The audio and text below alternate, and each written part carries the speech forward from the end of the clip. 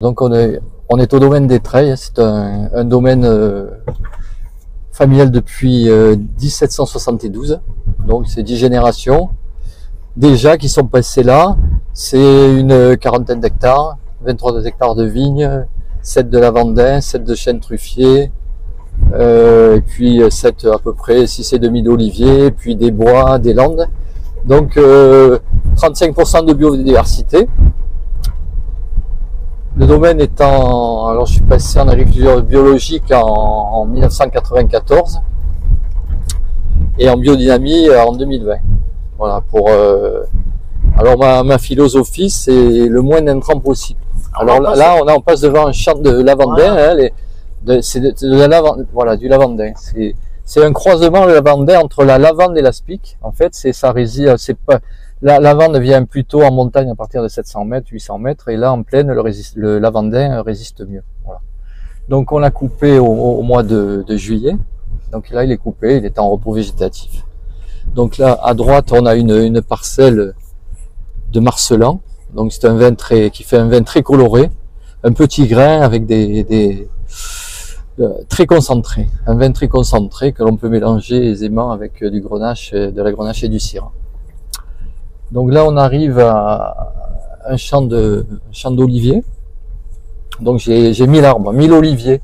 J'ai planté 1000 oliviers en 1999 et je produis de l'huile d'olive. Et là, à gauche, on a des gens qui ont connu mes ancêtres.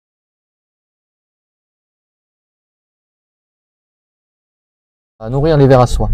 Les vers à soie se nourrissaient c'était une économie, ça faisait partie de l'économie de la ferme au XVIIIe siècle. Le ver à soie, les vers à soie étaient nourris avec des feuilles de mûrier. Donc le chemin continue. Alors là, on va traverser on va prendre une allée d'olivier. Voilà. On prend l'allée d'olivier. Alors, tu peux te le permettre, hein, chez toi. Donc la récolte d'olives, ça aura lieu au mois de novembre, hein. Quand elles seront tournées, elles seront noires. Alors la variété, c'est la tanche. C'est essentiellement c'est l'olive de Nyons en fait. Je produis une huile d'olive douce et fruitée. Voilà. Et au milieu il y a quelques chênes, on voit quelques chênes au milieu des oliviers là. Ça fait partie de la biodiversité. Alors ils peuvent éventuellement produire des truffes, hein. Voilà. Donc on va continuer la balade. C'est vrai que c'est magnifique avec en face la Lance. Et la Lance qui nous domine. Super environnement. Alors le matin, quand je travaille très tôt, le soleil arrive, se pointe là très tôt là le matin derrière la Lance et puis apparaît. Donc j'assiste, si j'ai le courage de me lever tôt, au lever du soleil, assez souvent l'été. Et là on fait le tour. Alors là on a des haies de peupliers, hein. Alors pour les oiseaux c'est très bien, ils peuvent et là j'ai mis quelques nichoirs. J'ai mis quelques. Tiens Patrick, je te tu laisse le vois. On met quelques nichoirs. Alors pour les mésanges, donc les mésanges sont des prédateurs des cicadelles, hein, de tous les insectes qui peuvent attaquer la vigne. Hein. Donc c'est important. Et on a mis aussi des nichoirs pour des oiseaux plus gros, le rolier d'Europe, mais qui n'est pas encore arrivé. Donc on a préempté, hein, on a mis les nichoirs en avance parce qu'ils sont pas loin, mais ils ne vont pas tarder à arriver. Donc, toujours alors vigne, hein, voilà, toujours on fait le tour du. Donc voilà, donc on a des oliviers, on a des mûriers, on a de la vigne, on a la canne de Provence qui borde une petite rivière. Alors on va monter sur le pont. Voilà, c'est le riz sec. Alors comme son nom l'indique, le riz sec, il est le plus souvent vide, mais ça peut devenir un torrent. D'ailleurs, en 1993, quand il y a eu les inondations, il avait débordé. Et le champ de vigne, c'était un lac. Je l'ai vu qu'une fois j'ai eu qu'une fois un lac à la maison. C'était en 1993. Voilà. D'accord. Donc on continue. Alors des arbres variés, hein, des chênes, des peupliers, des haies. Très important les haies. Puis après. Donc les oiseaux se réfugient, on a des renards, on a des lièvres, on a des sangliers qui passent, des chevreuils. On a le loup est pas loin, mais je l'ai jamais vu.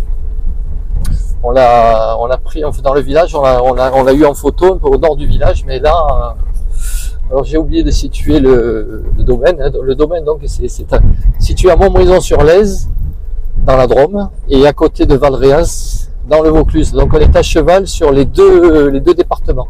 Donc j'ai une partie de la propriété dans le Vaucluse, une partie dans la Drôme.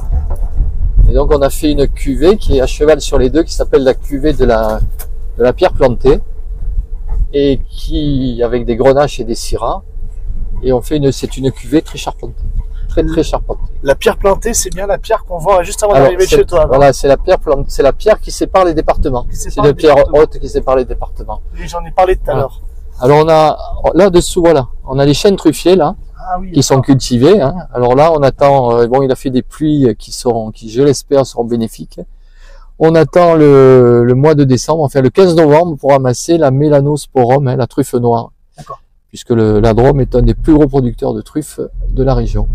Donc on a eu une année blanche l'année dernière, parce qu'il n'avait pas plu du tout, mais là on a eu de la pluie en juin, et même s'il a fait très chaud cet été, on a eu aussi de la pluie en septembre. Et ce qui fait que je pense que c'est une année... Et le froid aussi, non? Le froid. Et alors il faut que, pour que la truffe mûrisse, il faut du froid. Après il faut qu'il gèle un peu, et ça fait mûrir la truffe. Alors là, au milieu des oliviers, on a un noyer. Donc on ramasse si les écureuils nous laissent des noix, on peut en manger quelques-unes. Voilà. Donc on va reprendre une allée d'oliviers.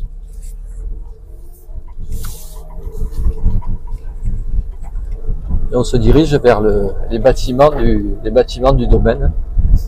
Et cette année, t'as pas eu de soucis avec les olives? Pas de soucis avec les olives, on a mis de l'argile. En fait, on a mis de l'argile. C'est le seul traitement qu'on ait fait.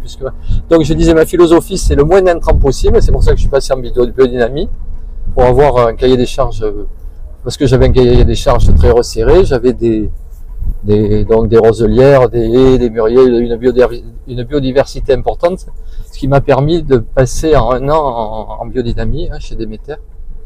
Et donc sur les oliviers, pour finir, j'ai mis de l'argile, ce qui les blanchit un peu les olives, et la mouche ne voit pas l'olive quand elle est blanche.